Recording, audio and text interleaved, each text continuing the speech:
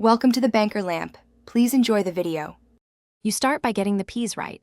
If using dried, soak for 6 hours. If frozen, thaw thoroughly. Once done, parboil for 8–10 minutes so they're cooked through but still hold shape. Make sure to drain and pat the peas dry. Excess water ruins the fry. Reserve about 1/4 cup of the cooking water. You'll use it to adjust consistency later.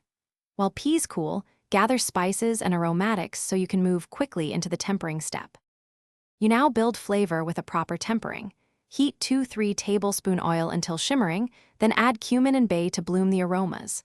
Once the seeds sputter, add sliced onions and sauté 6–8 minutes until golden. This adds sweetness. Make sure to add ginger garlic paste and cook briefly, then stir in ground coriander, turmeric, and chili. Sauté 1–2 minutes to remove raw spice taste. Once fragrant, fold in the parboiled peas, and you finish by cooking the spiced peas on medium-high for 5–7 minutes so they brown slightly and intensify in flavor. If the mix looks dry, add 1–2 tablespoon reserved pea water to loosen.